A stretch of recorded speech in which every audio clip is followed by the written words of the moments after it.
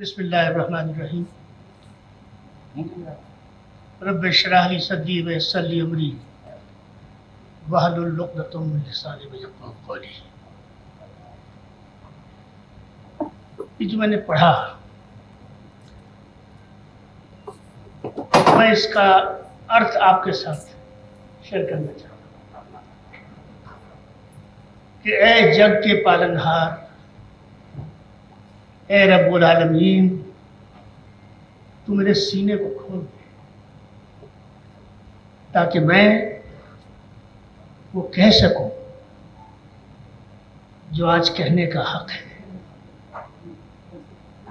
इस दुआ के साथ माननीय संचालक जी, माननीय श्री इंद्रेश जी, माननीय श्री डॉक्टर कृष्ण गोपाल जी, माननीय श्री रामलाल जी और जितने भी यहाँ हमारे दोस्त अहबाब आए हुए हैं, जरा जमीन शाह साहब, सिराज भाई और तमाम लोग। बहुत से लोग ऐसे जिनको मैं जानता हूँ, बहुत से को नहीं जानता, लेकिन आप यकीन जानिए मेरा जज्बा आप में से हर एक के लिए एक ही है। आपने अभी एक डॉक्यूमेंट्री देखी। डॉक्यूमेंट्री तो बहुत बनती है, लेकिन पूरा समाज और समाज के अंदर अलग अलग विपरीत विचारधाराएं रखने वाले धार्मिक गुरु, इंटेलेक्चुअल्स, वो सब किसी एक पॉइंट पर, किसी एक बिंदु पर इकट्ठे हो जाएं, एक आवाज हो जाएं, ये करिश्मे से कम नहीं है। हर काम का एक वक्त होता है। जैसे आपने डॉक्यूमेंट्री में सुना, मैंने तो 40 साल की उम्र में मैं खानदानी कांग्रेसी रहा और कांग्रेस में बड़ा काम किया मैंने, और मैं आपको अच्छा नहीं जानता था।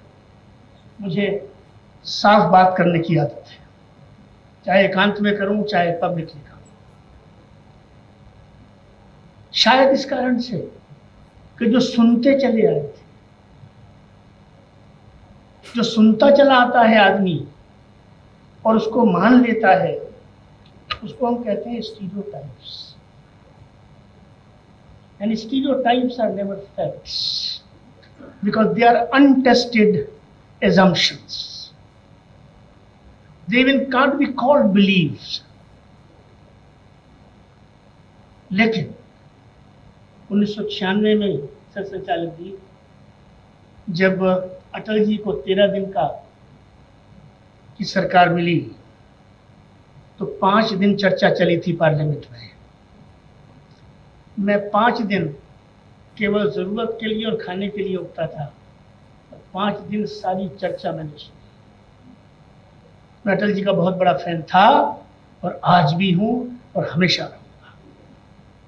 एक ऐसा स्टेट्समैन जो जल्दी चला गया। मुझे लगा कि कहीं कुछ गड़बड़ है, क्योंकि मिजाज चीजों के अंदर तक जाने का रहा है, तो फैसला किया कि अब अंदर जाना है, चीज़ों को खुद पढ़ना है, खुद समझना है और समझकर किसी नतीजे पर पहुंचना है। पढ़े लिखे इंसान में और बेपढ़े लिखे में ये अंतर होना चाहिए, ये अंतर रहना भी चाहिए। मैं जब डिटेल में गया तो मैंने 1996 में कुछ प्रश्न जो हैं निर्धारित किए और उन प्रश्नों को पब्लिक किया कि जब तक इन प्रश्नों का हमें उत्तर नहीं मिलता या मैं तलाश नहीं कर लेता, तब तक हम आगे नहीं बढ़ते। सफ़र चलता रहा और सफ़र चलते चलते, क्योंकि मुझे बहुत सी बातें कहनी हैं, आज यहाँ तक पहुँचा है। यहाँ तक पहुँचना ये आसान बात नहीं है। जब चीज़ मिल जाती है तो आसान लगने लगती है, लेकिन आपका मिलना आपका यहाँ बैठना, आपका इस प्रयास को आशीर्वाद देना, और उसके बाद में अभी हम इंतज़ार करेंगे आशीर्वाद उन वचनों का जो आप हमें देंगे। ये दिन दोस्तों 95 साल की जो दूरी है, और उस दूरी में जो आपस में एक दूसरे के लिए शुकूक व शुबहात हैं, शंकाएं हैं, आज का दिन मेरी नज़र में, आपकी नज़र में, हमारे अफजल भाई ने बहुत सही कहा, ये तारीखी लम्हा है, ऐतिहासिक क्षण है, it's a historic moment and we have to grab this moment, we have to tap this moment and we have to capitalise on this moment and we have to translate this moment into ground actions, into ground realities. And what is that ground reality? That ground reality is gone are the days. वो वक्त गुजर चुका, वो वक्त जा चुका। अब तक जो कटा वो कटा, जो गुजरा वो गुजरा। अब दोस्ती होगी, पार्टनरशिप होगी, भरोसा होगा। और मैं आपको यकीन दिलाता हूँ कि अल्लाह के फजल व करम से इस सीने में अपने बुजुर्गों से जो ताकत रूहानी मिली है, इतना विश्वास है। आपने देखा कि देवबंद और बरेली ऐसे रहते हैं, आप उससे ज़्यादा जानते हैं, लेकिन आज जिस प्रयास में आपने देवबंद को भी देखा और आपने बरेली को भी देखा, वहाँ भी दूरी दूर हुई है और यहाँ तो दूरी दूर हो ही जाएगी। हमारे सिराज भाई यहाँ बैठे हुए हैं, इंडिया इस्लामिक कल्चर सेंटर, क्योंकि पूरी दुनिया इस कार्यक्रम को सुन रही है। India Islamic culture centre is the intellectual hub of the Muslim community in India, and this is how it is being perceived, and this is how it has been believed. And the man sitting right there, he represents nothing but humanity. इनमें जो आर्जी और इनकिसारी है वो गजब की है। सिराज भाई, मैं आपको सलाम पेश करता हूँ। यहाँ हमारे बहुत सारे प्रोफेसर हजरात बैठे हुए हैं, और एक साहब जिनका जिक्र मैं आगे चल के करूँगा। मैं उन तमाम अपने बड़ों का, जिन्होंने हमारी इस कोशिश की सरपरस्ती की, इसके लिए दुआ दी, आशीर्वाद वचन दिए, मैं उन सब का एक एक का बहुत आभारी हूँ, और पूरी इज्जत और सम्मान के साथ उन सब के सामने अपना सर झुकाता हूँ।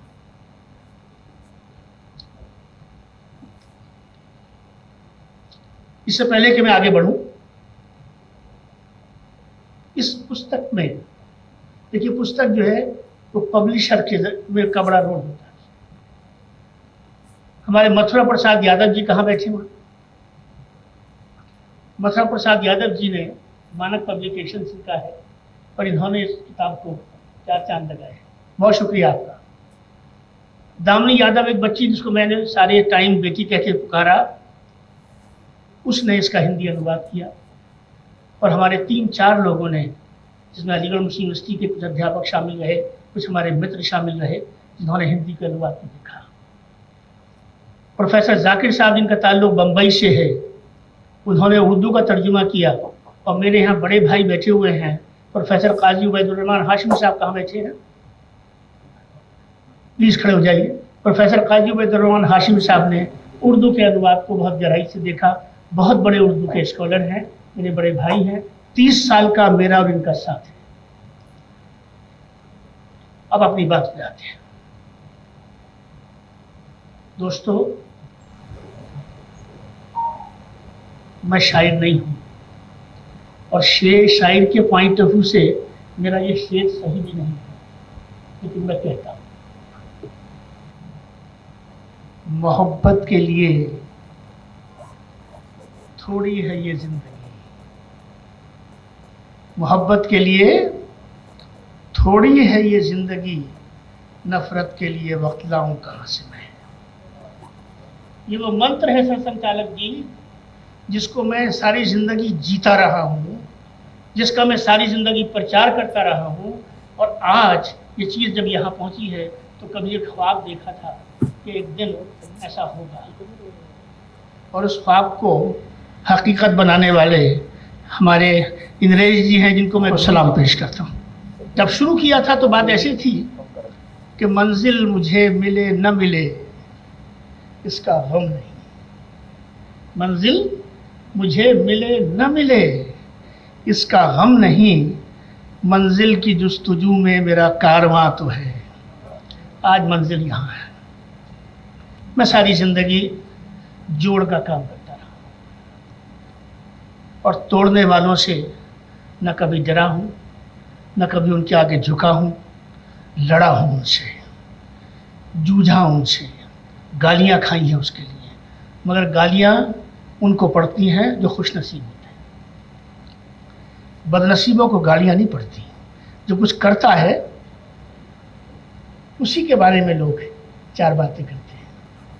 एक समय था जब मैं ये समझता था, क्योंकि मेरी जो पुस्तक है ये पुस्तक 40% सेकुलर सियासत में जो कुछ घटा है, जिसको मैं 1857 से 1920 और 1920 से 2020 तक लेता हूँ, उसका सबका मैंने आकलन किया है।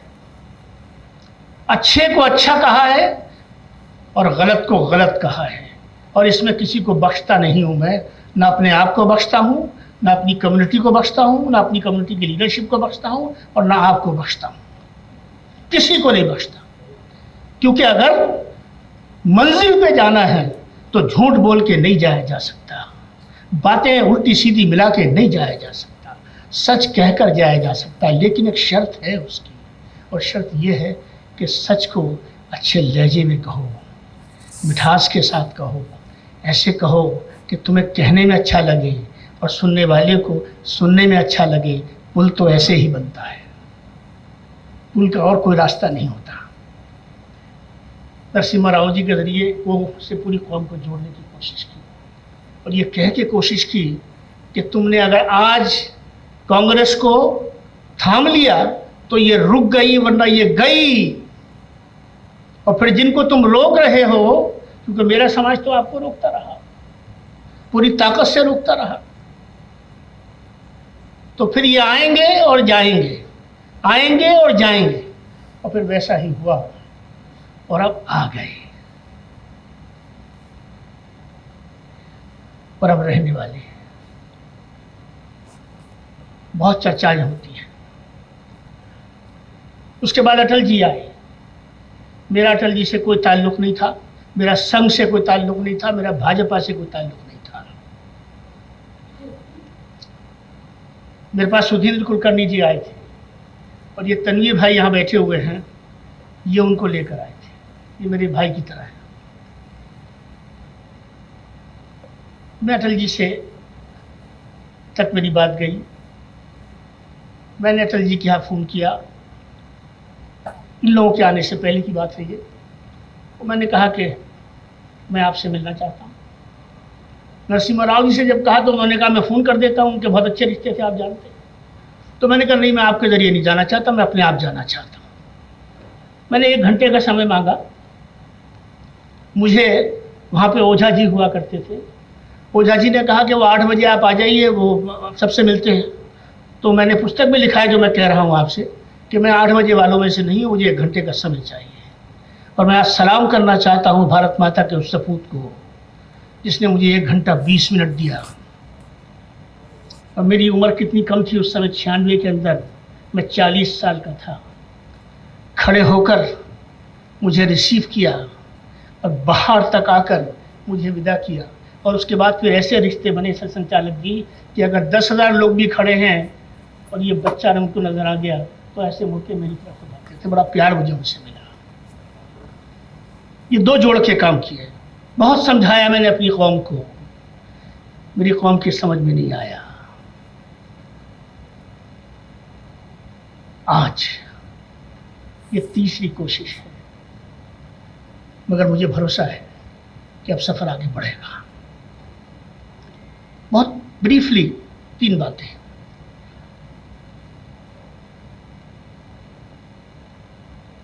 1920 में खिलाफत मूवमेंट बना। भारत में खिलाफत मूवमेंट बने इसका कोई आधार नहीं था। वो पहला ब्लंडर है जो हिंदुस्तान के मुसलमान ने किया।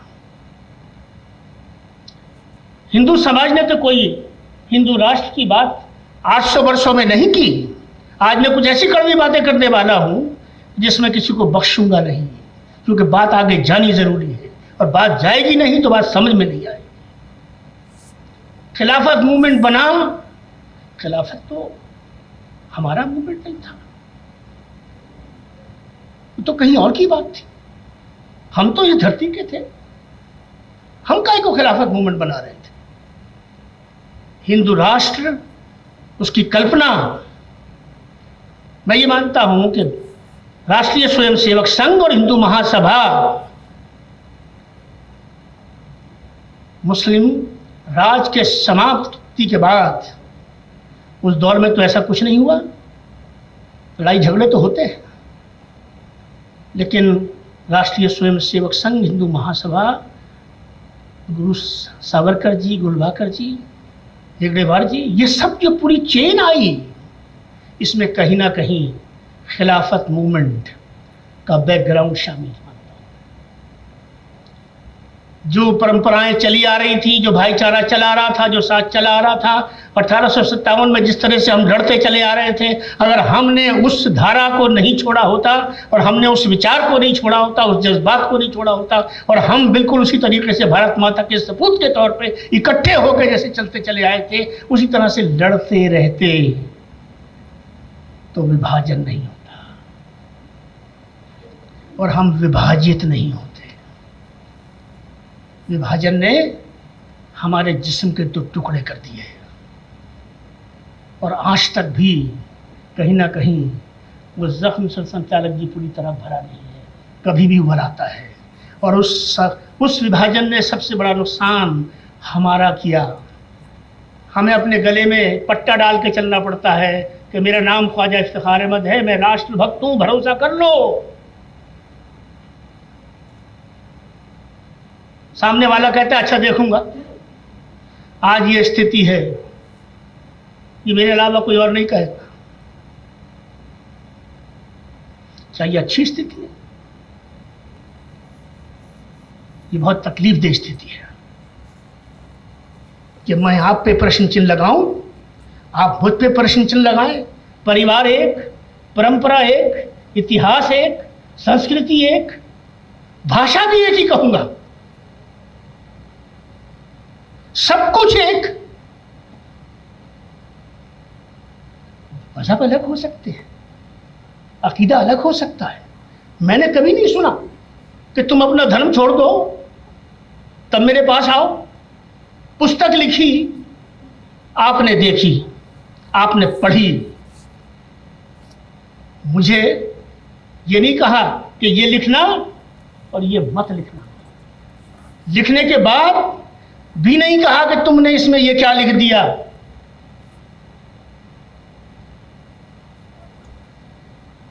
ईमानदारी जरूरी है।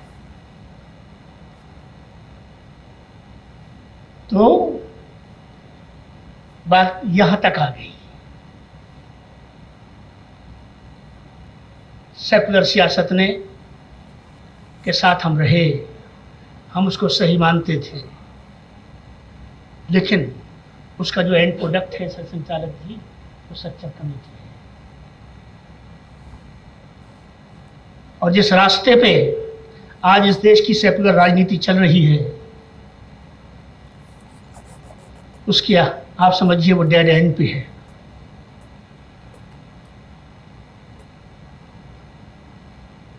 इसके बाद पुस्तक में अपने समाज से, अपने नेतृत्व से, यूं तो कोई नेतृत्व हमारे यहाँ है नहीं, माफ कीजिएगा, कोई ऐसा संगठन हमारे यहाँ नहीं है जो ये कह सके कि मैं हूं जो सबकी आवाज है। व्यक्ति हैं, उनका अपना अपना प्रभाव क्षेत्र है, लेकिन कोई आरएसएस जैसा संगठन हो ऐसा कुछ है नहीं।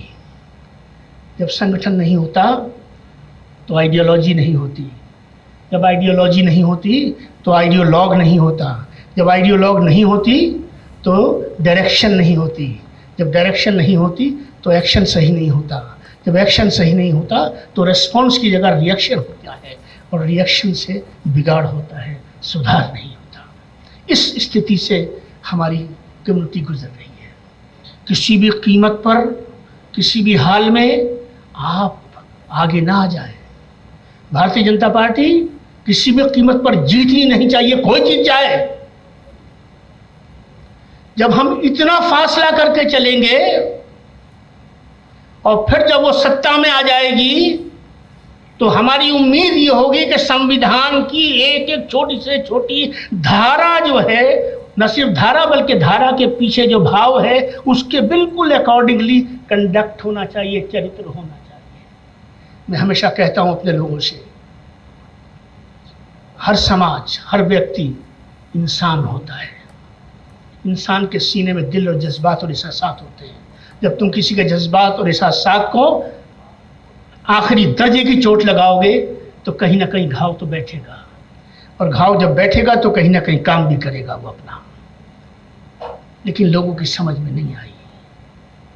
आज 2014 में कहता रहा, 2019 में कहा, आप यकीन जानिए कि 2/3 अक्सरियत से आ रहे, कह लेंगे पागल हो गए हो तुम बेकार की हमेशा ऐसी बातें करते हो, उल्टी बातें। तो मैंने कहा भाई पागल ही समझ। 2019 में सारे घोड़े खोल लिए, सारी ताकत लगा दी। रिजल्ट क्या आया? रिजल्ट वो आया जो आज की हकीकत है। अब कई लोग कोरोना को लेकर और कई सारे मुद्दों को लेकर 2024 का इंतजार कर रहे हैं कि 2024 में सब पलट जाएगा। मैं सिर्फ ये कहना चाहता हूं, मान लीजिए पलट गया, मैं खुदा तो नहीं, लेकिन मैंने जो बात पुस्तक में कही उसको मैं इस माध्यम से सारे हिंदुस्तान को बताना चाहता हूं और सारे विश्व को बताना चाहता हूं। इलेक्शन होते रहेंगे, होते रहे, पार्टियां आती हैं जाती हैं, आती रहेंगी जाती रहेंगी, लेकिन जो आधार संघ के पास आज है, करोड़ों लोग, इस देश का बहुत बड़ा समाज आज संघ में लीन है, और ये सिलसिला चल रहा है, बढ़ रहा है सिलसिला। जितनी अंदर तक और जितनी गहराई में आप फैल चुके हैं, मेरा और आपका वास्ता 24 घंटे का है और 24 घंटे का रहने वाला है। इसका ताल्लुक भारतीय जनता पार्टी के जीतने या भारतीय जनता पार्टी के न जीतने से नहीं है।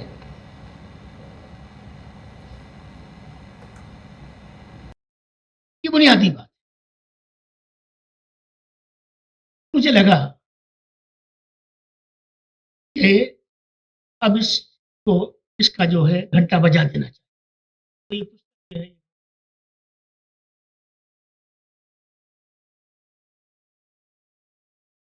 दिक्कत दिक्कत ये है,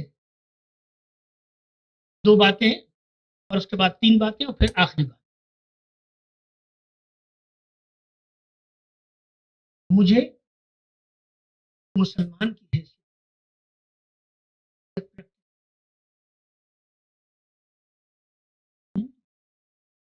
इसमें कोई टकराव, दिक्कत, इसमें कोई समस्या नहीं है बीच। ये कुरान कह रहा है कि मैंने तुम्हें पहचान दी है, पहचानो, मगर लड़ो मत। हमने पहचानना भी छोड़ दिया और लड़ना।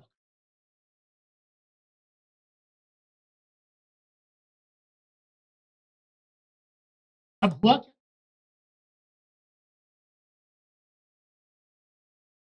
हमको जरूरत हमको जरूरत ये थी,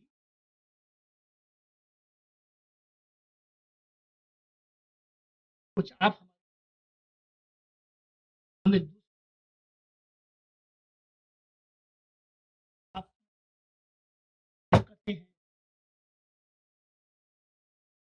हम उन्हें समझ लेते और दोनों एक दूसरे के कर लें, हमने इस काम को इतना मुश्किल बना, नामुमकिन बना। मुस्लिम समाज को रिप्रेजेंट करते हुए दो बातें, आपकी तमाम आस्थाओं का, तमाम धाराओं का, तमाम भावनाओं का पूरा सम्मान करते हुए,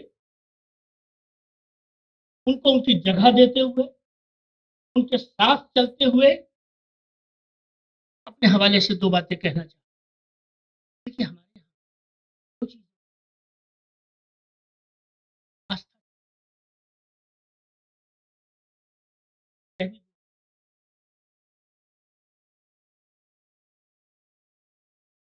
वो चीज छूटी नहीं है, इसे मुझे भी स्वीकार कर लेना चाहिए, आपको भी।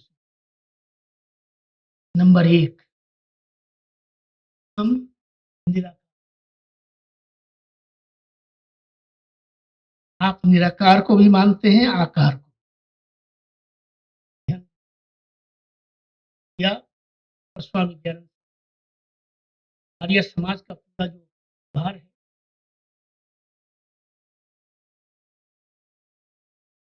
इस बात, अगर मैं किसी ऐसे काम से, किसी ऐसी क्रिया से अपने आप को अलग,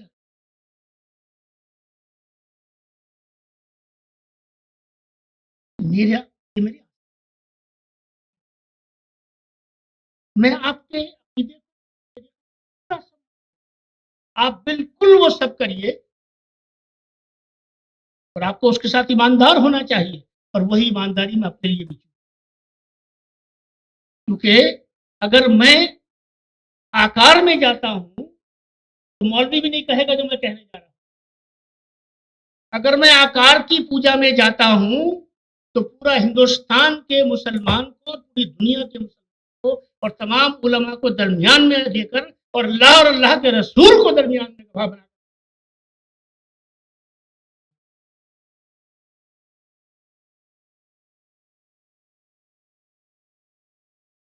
मैं अपने धर्म से, मेरे यहाँ ये मेरी सेंसिटिविटी को, मुझे बिल्कुल ये जो तरीका हमने इख्तियार कर लिया है कि आप मेरे लिए सब कुछ कर दे, मैं नहीं चलता भी, ऐसा चल भी नहीं सकता। मुझे वही करना होगा जो मैं अपने लिए ठीक समझ, ये ठीक समझ, वही बात है, एक बात। और दूसरी चीज जो मैं कहना चाहता हूँ, कुरान की आयतों की,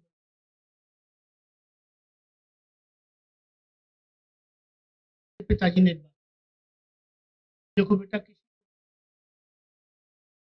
अगर उसको पढ़ भी लो,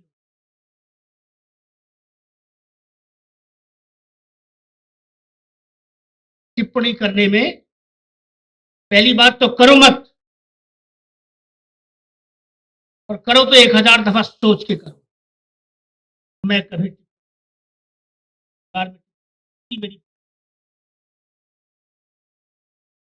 मेरी परंपरा में सम्मान के अलावा कुछ नहीं।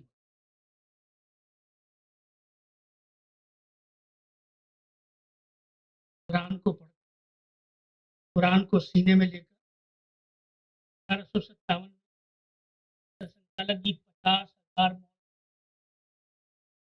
पेड़ों से टांग दिए जाते हैं और वो अपनी जानों का नजराना इस देश की बान के लिए, स्वतंत्रता के लिए पेश कर, और उनको ये इस्लाम शहीद कहता है, ये धर्म है।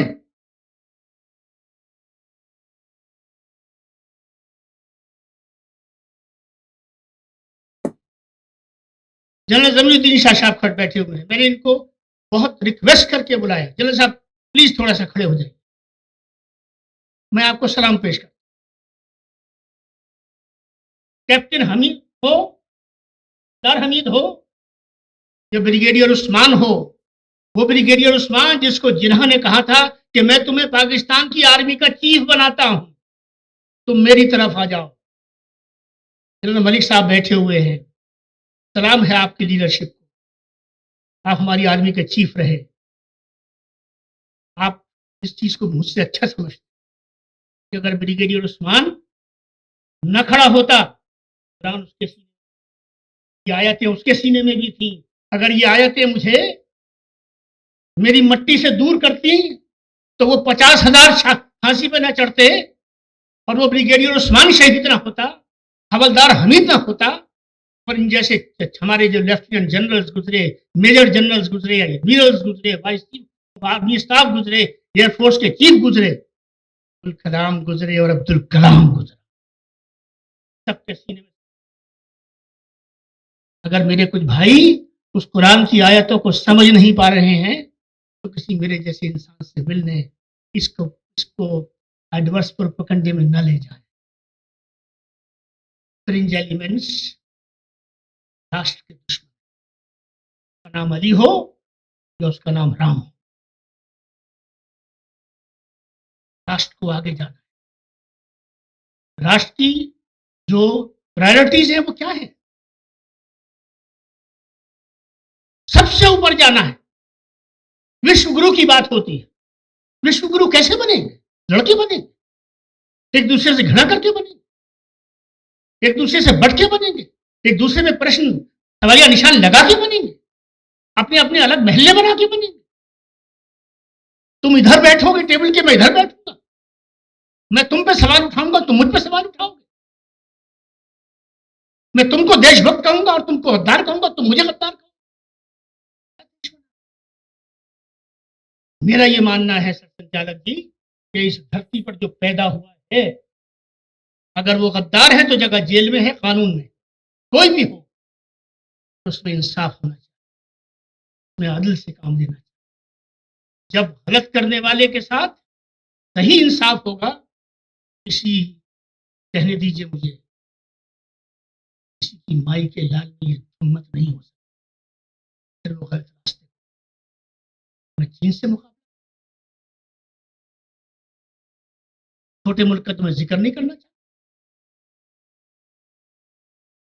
हम ऐसे मुकाबला करें।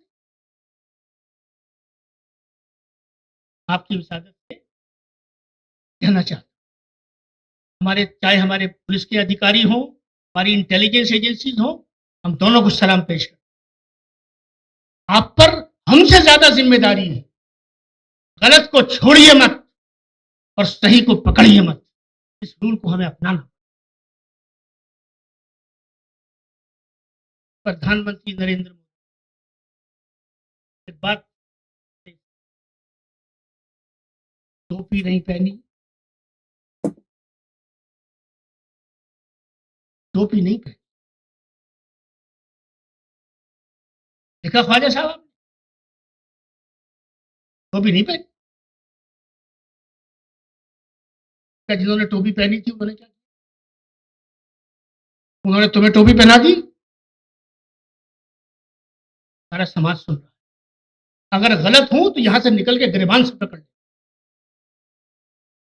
जिन्होंने हमें टोपी पहनाई, फर्जी रोजे रखवाए, चादरें पढ़वाई बाजारों पे, हमें उल्लू बनाया, हम ये समझ रहे हैं कि वो चले गए तो खिलाफत चली गई। करीम साहब, हम समझ रहे हैं खिलाफत चली गई, अब वापस आ जाए तो खिलाफत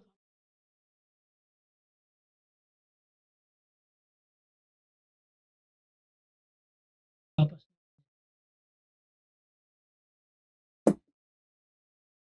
आंखें खोलिए। तो मैंने कहा कि ये प्रधानमंत्री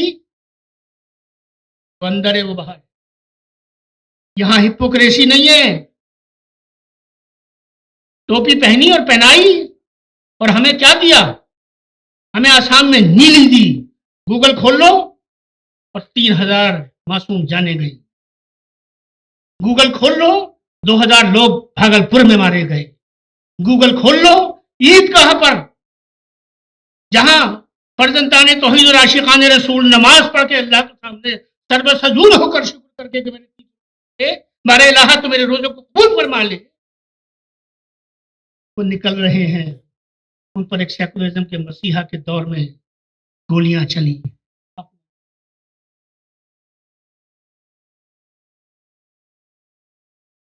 इधर से सुनते हो, इधर से निकाल देते हो। मैं यहां से कह रहा हूं, होश के नाखून लो, हकीकत को समझो। और मैंने हकीकत को खोला है पुस्तक के अंदर, छोड़ा नहीं है कुछ भी। और उन बदतरीन लोगों ने जो मुझे गालियां बकते हैं, जो मुझसे नफरत करते हैं, और जो ये कहते हैं, कोई मुझे कह देता है ये इसराइल का एजेंट है, कोई कह देता है संघी है, कोई कुछ भी कह देता, मैं उससे हमदर्दी, मेरी हमदर्दी क्यों होती है? इसलिए उस बेचारे की सतह हुई, उस चीज को समझता ही, उसमें वो गहराई, इसलिए हमदर्दी होनी चाहिए। ये सूरत है। मैं मोदी जी के बारे में कहना चाहता हूँ। मोदी जी आप शायद सुन रहे हो, नहीं सुन रहे हो तो बाद में, most decisive prime minister who doesn't care for the fallout. Once a decision is taken, it's taken. There is never a retreat. There is never going back. बहुत से लोग बैठे हैं इस उम्मीद में कि एक दिन आएगा, आएगा नहीं वो दिन। इतने कन्विंसिंग,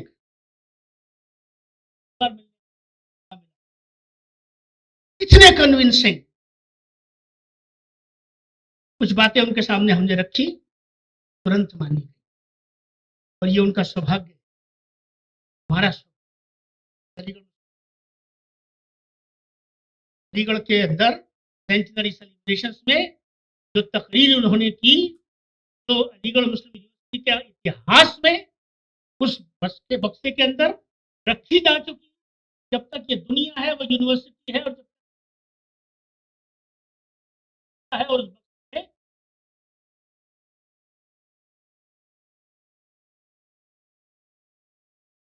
और उन्होंने कहा कि AMU was the epicentre of national, I salute him. सूफी कॉन्फ्रेंस हुई, लोगों ने कहा बिकाऊ माल है। एक बात कहता हूं, तनील भाई बैठे हुए हैं, जो बिकाऊ होता है वही बिकाऊ माल को बचा।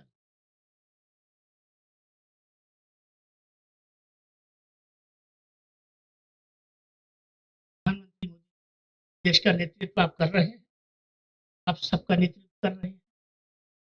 आपने जो रास्ता दिया, सबका साथ, सबका विकास और सबका विश्वास।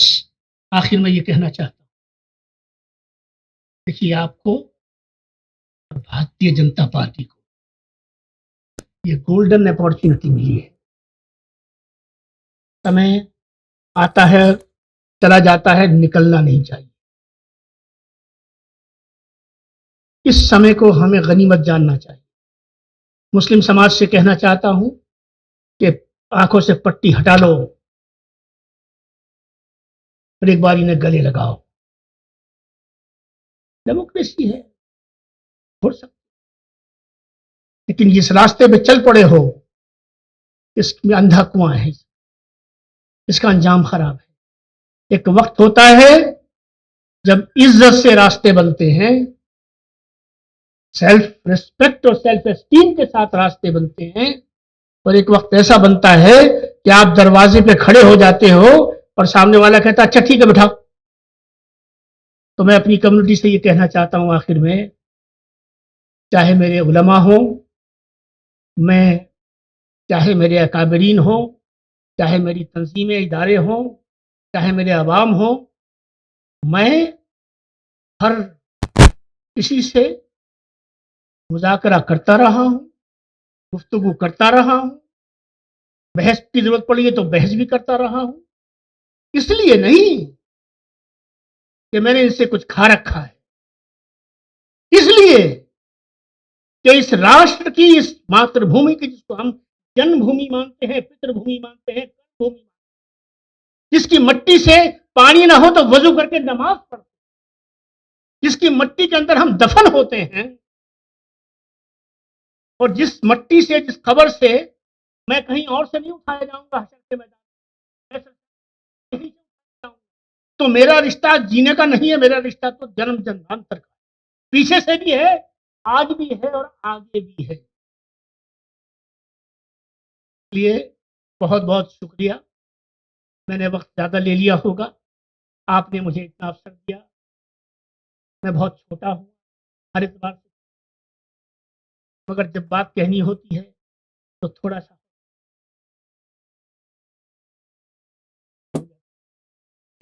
अदब अपनी जगह, एहतराम अपनी जगह, बात अपनी।